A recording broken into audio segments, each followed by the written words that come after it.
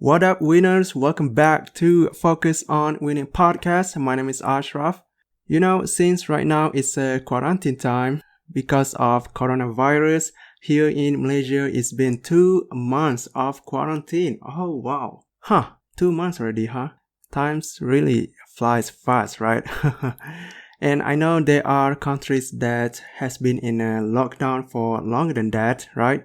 And considering many people are staying in a house right now, that means they are most likely browsing social media more often than before, right? I mean, they are staying in a house and they have a lot of gadgets. So browsing social media is the new norm, I guess, right? Unless they don't use social media for their business. And at the same time, advertisements are popping out left and right. And I realized that all of them are about new business opportunities like, e-commerce or social media managers or YouTube course or maybe Instagram course and all that. There are a lot of that. I stumble many of the ads, especially on Facebook. So, I'm not saying it's bad. What I'm saying is they are using Facebook ads to advertise their products. And they're all saying the same things that this is the new opportunity. This is the pandemic proof. This is the everyone saying that their products are the best. While they are saying their products are the best products, little did they know that Facebook ads is the best opportunity right now. I mean, all of you are using Facebook ads to advertise your products, so why not learn Facebook ads, right? So I really believe that Facebook ads is the best opportunities to learn and master. So if you know how to do Facebook ads properly or even at the intermediate level, then maybe you can sell your service to them. Boom, right? It's like boom. I mean, you just learn how to promote their product, right? It's really amazing if you ask me. And let them be the face of the ads while you be the person that shows their face to the world. You don't have to show your face, you just be the person behind it, right? And it's not the fame we are after, it's the money, right? I know it sounds evil, but hey, play smart, not hard, right? So today's episode is about 3 steps to scale Facebook ads. And the person that I am interviewing is really good at doing this. Her name is Michelle Bridger. She has years and years of experience. Her origin story is really amazing. You should listen to it. And she has helped a lot of clients, and using her techniques and skills, she has helped a lot of big influencers like Jenna Kutcher, Julie Stoyan, Natalie Hudson, Alison Prince, and many other big names out there to generate over $20 million in revenue. Oh my god, that was crazy. Michelle, how did you do that? So that is why we are going to uncover that in this episode, okay? And before you listen to this interview, I have something special that I want to give you at the end of the episodes. So stay until the end to know what that is. And this is really special. I'm sure you are going to love it. So without wasting any more time, let's begin. So the real question is this: how would an entrepreneur like us, who literally start from nothing or has limited resources and yet still wants to build an empire, join Ashraf as he answers this big question so you can apply it too? Welcome to Focus on Winning.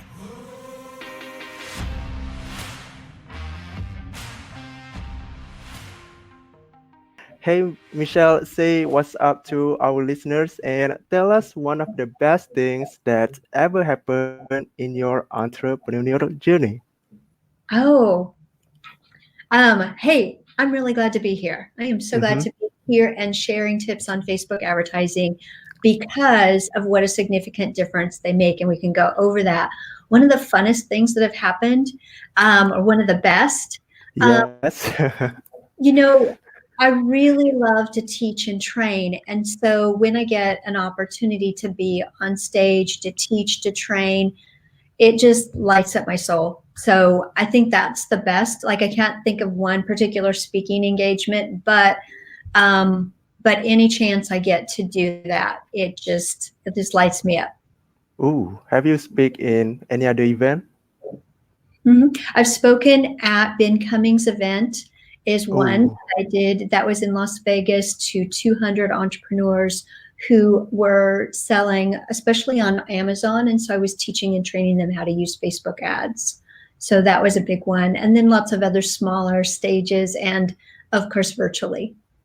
and it's funny that you used to think that Facebook was a complete waste of time, and now you have used Facebook as your business, and now you have become an expert in Facebook ads. So, why did you change that perspective? Oh, the irony is just incredible because when I was raising my kids on a ranch in North Texas, just the idea of having time for social media was like, who has time for that? And the irony is, yeah, well, I do.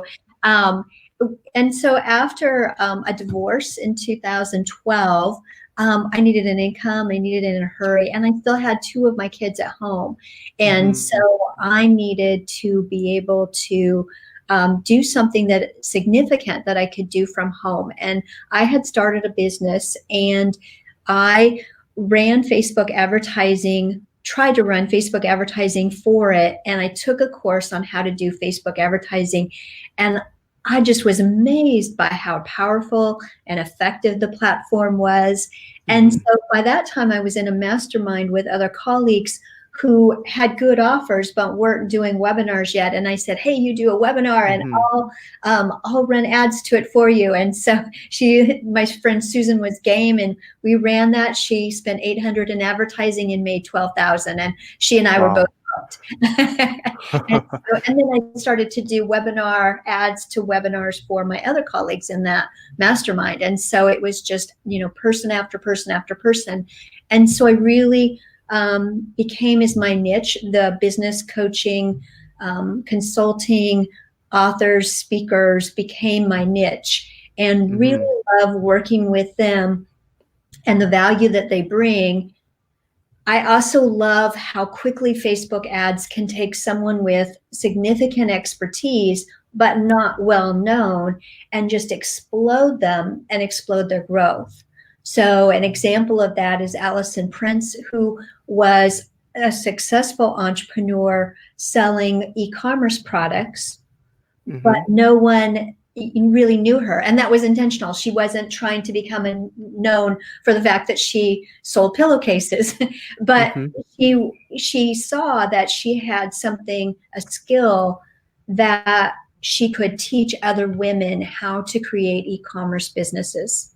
And so she started to do her own ads for her online course called 0 to 100K. And she was making about $30,000 a month doing that. She'd been doing it for a couple months, but as with so many of my clients, the burden of Facebook ads just grows to a weight that you just can't carry anymore. And it's not your genius and it's not your expertise. And so she outsourced it to me and my team. And in just a few months, we were able to take it from $30,000 a month to 6 figures a month.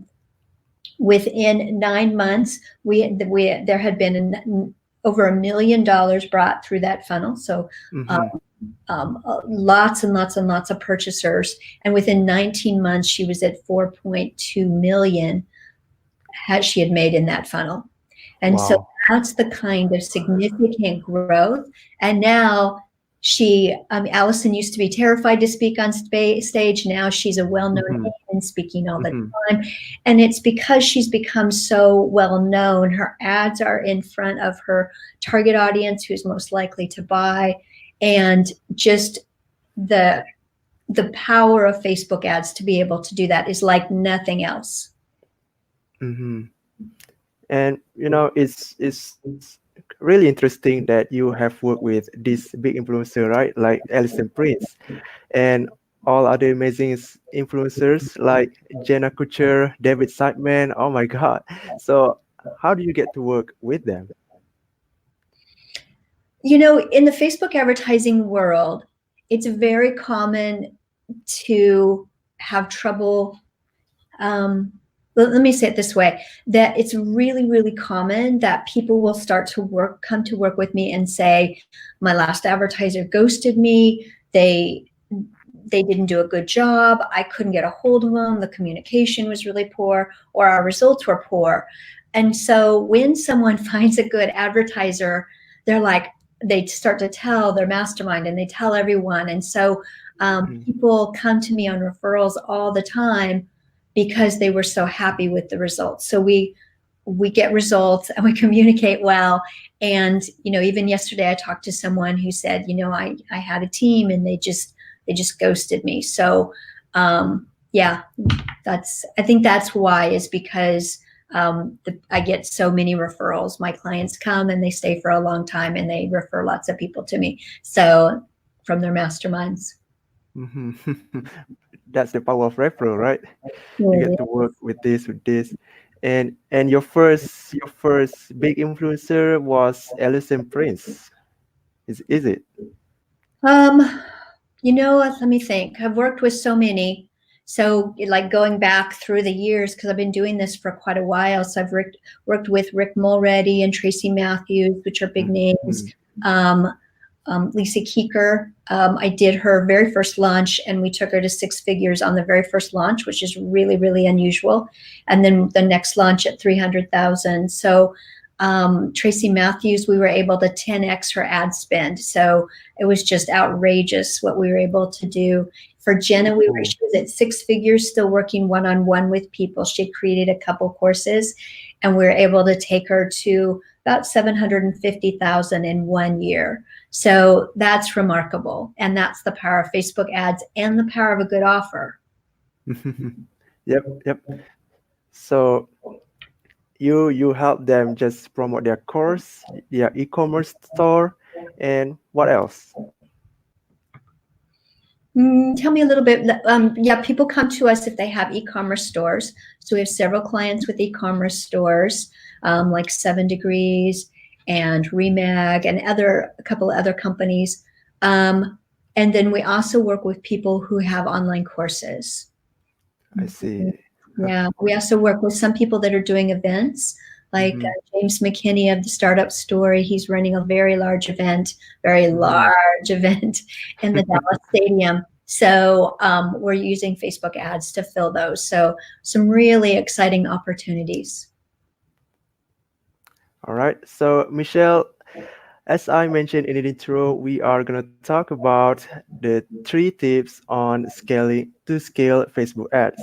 So let's first talk about the challenges that people usually have when creating Facebook ads. What are they? Okay. So when they're first starting out, it's the number one thing is the strategy. So having a clear plan of what to test, when to test it, how much money to put behind it, what to optimize for. The questions really are endless that you can go through to try and figure out what clear strategy. And just taking a course gives you knowledge, but then how to put it into practice is challenging. And so the number one tip that I would have is have that clear strategy. So you want to have a strategy before you ever start, because what often happens is that people feel like they're just throwing spaghetti at a wall. I had to talk to someone yesterday who's going to be bringing us on, and she literally said, I know that I'm just throwing spaghetti at a wall to see what sticks. I don't even know how to really understand the results that I'm getting. And so having a clear plan. And this is where the step where it's so helpful to have someone come in and just, help you to outline, these are your offers. This is what you want to be testing. These are the results you could expect. These are the creatives in the ad copy you should test. And this is the sequence you should do it in. So people often hire me to do that type of strategy with them. That hand-holding is just so valuable. And so then they walk away with a clear plan. Now, that's if you're a beginner, but when you're running ads for a long time and you've been at this for a long time and you're looking to, maybe you see your ROAS, your return on ad spend, taking a dive, or maybe you are seeing, it's some of your metrics. When you're scaling, it's very difficult to keep your metrics high, like in the very beginning days that were so sweet and so wonderful, like, yes. But when you start to spend more money, your return on ad spend actually decreases. It's very common that happens. And so having a clear strategy, and this is where I think it's so valuable to bring in someone from the outside. You're running $2,000, $3,000, $4,000 a day, but bring someone in from the outside to just get a fresh set of eyes to look everything over. And make sure, because even if you can make the slightest 1%, 2%, 3% difference on your land conversion rate, increase the conversion rate on your landing page by even just a little bit, that's literally money in your pocket. So my number one tip is have a clear strategy and a plan, and have someone give you the hand holding or the outside perspective to be able to give you that. Mm-hmm. So that's the first step, having a clear strategy. Yes. But is this the first step to scale Facebook ads? Yes. Is that strategy and that plan. Yes. I mean, I was asking about the challenges that people have. Well, yeah, and that feeds into the number one challenge is that people, the challenge that people have is that they don't have a clear plan. And so that's where people run into trouble all the time, is they don't have a clear plan when they're first starting out. So they don't really know what to test. And they're just like throwing things into Ads Manager, hoping that it works, not sure what their results really mean. So that's the challenge that people have. Or when you get to the higher level, then getting that fresh set of eyes, they're like, I know these are my results, but I don't know how to improve upon them. So that's at the two different levels. That's the challenge that people have. So what's the second step? Okay. Second thing is, the tip is to try different optimizations in your Facebook ads. So what I mean by optimizations is that when you're doing a Facebook ad, you choose what you want to optimize for. And that means what you want Facebook to go look for. So if you're going to optimize for leads, that means Facebook, go find me people who will go enter their email information into my landing page. Or if you're optimizing for purchases, the Facebook, go find me people who are likely to purchase. So, and Facebook knows us so well that they can go find those people. They're very, very good. Those optimizations make a world of difference in a campaign. So when you're first starting out and you're running an evergreen funnel, an evergreen webinar, you're optimizing for people to complete the registration, or sometimes we call that a lead. I'm going to get a drink. Hang on. All right. But once you've been testing your evergreen funnel for a while, you want to test further up in the funnel. You want to test for how you can optimize for if they've watched the webinar for a while. You can optimize for initiate checkout. You can optimize for purchase. So testing different optimizations makes a world of difference in your return, in your ROI. So it's not the first thing you test, but it's a super important thing to test. And people often miss that. All right. And what's the third step? The third one is engagement. So when you're running Facebook ads, one of the things that you're doing is you're retargeting people who have engaged on your fan page and in your Instagram. So they've liked, shared, commented. You can retarget those people and put, if they haven't purchased, and put your offer in front of them. But what happens sometimes is that when you have a very active team and people, when you have a very active Facebook ads campaign, you know that team is doing so much in your ads and everything, you can slow down on what you're doing in terms of organic engagement. But when we've had that, when we've been running campaigns and the client team or the client is not doing as many Facebook Lives, they're not actively posting as much, we can see the difference in the ads on that retargeting side. So both are so important. Working the organic feeds the Facebook ads. Right, so let me recap it for a quick review here. So the first step is having a strategy, and the second step is optimization. The third step is engagement. And I kind of curious about the second step, which is optimization. And you say that when we optimize, they only want leads and buyers. And you say that Facebook has the algorithm to target buyers and leads.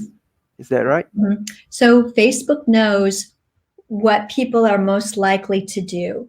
And so when you set up an ad, you choose what optimization you want in that ad. You have to, or the ad won't run. Excuse me. Sorry, I thought I had those turned off.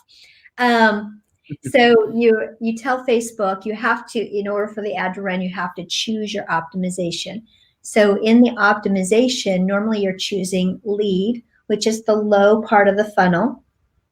But as you're running 2, 3, 4,000 and higher per day through that funnel, you want to be testing different optimizations and ask Facebook, go look for people who are likely to purchase, or Facebook, go look for people who are likely to hit the initiate checkout.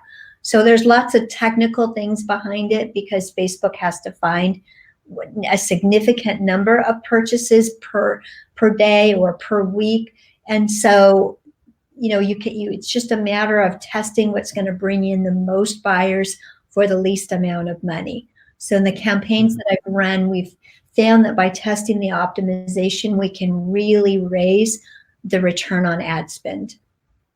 And I heard that if you bring people into the sales page, that ads will be banned. Is that right?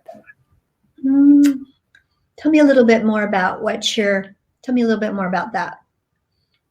I mean, I read somewhere in the affiliate bootcamp books. If you have read that, in that book, right, it says that you cannot just bring people into your sales page. You have to bring people into a lead page, which just capture email and names, right? Right. So when you're running Facebook ads, you want to,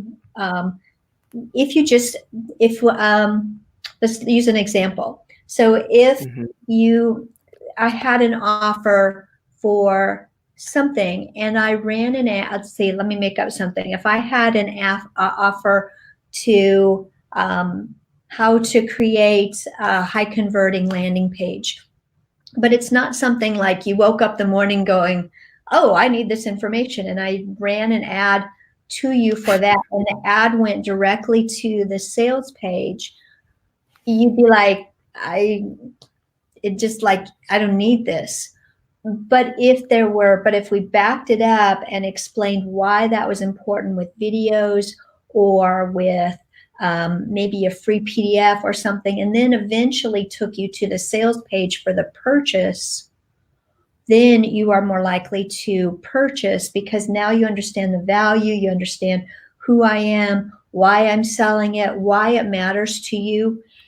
But if you just put a purchase in front of someone without warming them up, without context, then that's really can be very much wasted ad dollars. That's where having a clear plan and strategy is so important, because you want to, your offer, might be just right for them, but just asking them for the purchase right off the bat is too soon. And I also realized that there are two kind of ads, which is picture and videos. So which ads converts into buyers the most? Which one do you think? It's a great question because it's a test. So Oh, yeah. always run both. Video is king.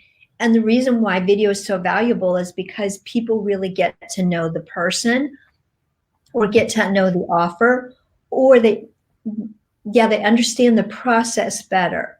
So both are important and we test both. Facebook has a statistic, and I believe it's the statistic, it's that if you'll see just 10% of an ad, just 10% of a video, if someone will watch just 10% of a video, they're 80% more likely to buy. That's mammoth. And so we want to put videos in front of people.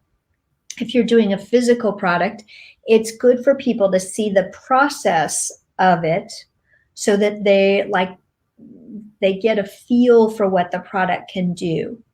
Mm-hmm. So in other words, if you're like working with a med spa or massage therapy or something, if someone can see it in action, then and just have a video clip of that, it can make a big difference. If having a video of the speaker, of my client talking, and having some action in the video makes a big difference. So video is so important. Yes. Mm-hmm. So when can we use picture? Pictures, what I found, even just this week again, that we'll run video and images, but the images sometimes will bring in a lower cost per lead. So we run them both, not at the same time, but in different, as a test. We'll run ads with images of the, let's say, of the client, and then we'll run a video of the client. And then we look at the results, which one is doing better. So actually both are important to run. Wow. And I also realized there are ads, videos. How do you call that? Video ads. There are two kind of videos, One is the video that is kind of like when you see on TV, right? Like with these fancy edits. And another one is like when they just hit the record button and just talk. Mm-hmm. They walk around. So, and I noticed that it's kind of like a new trend now when they just talk to the people, to the camera. Is that a new trend now? It is, and it can work really well because people feel like that person is more relatable. So I've had videos where it wasn't a high production, it wasn't a professional production, but the videos brought in literally millions of dollars. Ooh. Yeah, millions of dollars are attributed to that video. So those are sweet when you can get them. The color is important. The background is important. Having captions on the video so that people can see what they're saying is important. They don't have to be expensive videos, but sound is crucial. If people can't hear it sounds scratchy to them, they'll just be like, no. Lighting is really important because if you look dark and scary, if you have backlighting behind you, that video isn't going to do well. Being animated, having the face be animated, raising the eyebrows, being animated, but coming across getting a video that produces well is just literally gold. And it's just money in your pocket, but it takes testing to figure out which video people will respond best to. So in answer to your question, can it be just an iPhone? Yeah, that can work well. It isn't. But the quality and the sound and the lighting are so important. Sometimes those work really well because there's movement behind them. And what doesn't work well is when someone just gives me a video of someone sitting at a desk, and I'm laughing because I'm sitting at a desk, but but it's just a video of someone sitting in a desk. There's no real movement. And if a client gives me that, or just like they're standing, they have a white wall behind them, I just know we're in trouble. Like it's just not going to convert well because there's no interest because you've got to grab attention within those first really 2 seconds. Someone's making a decision, am I going to hang here and watch or not? So it all comes down to having more movement. I mean, move a lot. So, because it's video, so people likes to see something that moves, right? It's visual. So that's why we have to move a lot, right? Yes. All right. So what's your number one tip to make Facebook ads profitable? Have a plan and a strategy. Have a plan. Yeah. Just if you're just throwing things up and like spaghetti on a wall, you're not going to really be able to understand whether your offer works or not. Excuse me. You're not going to really be able to discern whether the offer is good and worth putting more money behind, or whether it was just your ads and you just didn't test enough things to see whether it works or not. So you might have a great offer, but because your ads weren't testing the right thing at the right time or the right audiences, you don't really know and you give up too soon. And that can often happen. So getting help to get that strategy can be so helpful. So have a plan, whether it is about money, about targeted audience, or about copy, right? Right. The copy in the ads, yeah. Yeah.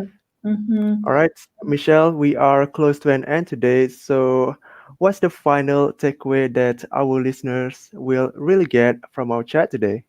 So Facebook ads are worth doing. If you have a great offer and you've tested it organically, reach out to me. I'd love to be able to chat with you to see if, what your next steps are and what that would look like. So if I can support you in any way, make sure and reach out at michellebridger.com. So michellebridger.com, and you can schedule a time on my calendar if you're really ready to ramp up your Facebook ads and looking for more support on that. And in general, when you have a great offer, Facebook ads do work in most situations, not all, but in most situations. And so of all the different ways that you can do paid ads, I believe that Facebook ads is the first place to start. And that's why I love them so much and love what they can do for your brand, how powerfully they can make you and how quickly they can make you a well-known name. Mm-hmm. Because it's more cheaper, right? It's much cheaper than the Google AdSense. Is it right? So they're different approaches. So sometimes Google AdWords are the best way to go. It has to do with what people are searching. So in Facebook ads, they're not doing a search for you. You just happen to come across in their news feed. But so what you're doing is you're giving value in Facebook ads. So you're targeting your ad, let's say, to someone who wants to increase their conversion rate of their Shopify store. And so you're targeting people who have e-commerce stores with your ad, not everybody, but just with your ad. And then you're giving great value, like you do this, you do that, you do this. And if you want more training or you want to purchase more from me, then you lead them on the breadcrumb trail to actually eventually purchase from you. But first you give good value. And that's what we're doing in Facebook ads, is great, valuable training to start with. All right. For the listeners, go check out michellebridger.com and connect with her so that you can learn more from her about Facebook ads. Michelle, thank you for sharing your ideas and insights with us. Really happy to have you here. My pleasure. I was so glad to be here. Thanks so much, Ashraf. All right. And for the listeners, I will catch you another time. All right. Hey, winners. I hope you enjoyed that interview with Michelle Bridger. So visit michellebridger.com to learn Facebook ads and maybe get coaching from her, right? She's amazing and really smart about this. And don't just listen to this episode, okay? Please implement everything that you just listened today, because I believe it can change your business for the better, right? By the way, I just want to let you know that right now I am writing a book about podcasts where I am going to show you how to grow and monetize your podcast. That's right, grow and monetize. You know, I've asked personally to some of the top podcasters about their struggles and challenges, and according to them, these two are the hardest. So that's why I decided to write a book about this, and I also will be sharing some strategies on how to get to top 50 on iTunes and how to get over 300 downloads on the first day of launch. It's crazy, right? So if you want to be the first one to get these strategies in my upcoming book, head over to rebrand.ly/podcastbook. That's rebrand.ly/podcastbook. I'll put a link in the description if you still missed it. And you know, I will also do an audiobook. So if you join the wait list now, you will get the audiobook for free. Yay! So again, head over to rebrand.ly/podcastbook. Alright, that's it from me. Thank you for listening. I really appreciate that you stayed until the end. I really appreciate that you listen to it. And you know, that's why you are amazing, and that's why you are a winner. Stay winning. Hey, thank you for listening. We hope you can implement everything from this episode. And would you like to know more about business strategies and life hacks that you can apply right now? If so, subscribe to this podcast so you can become the best you.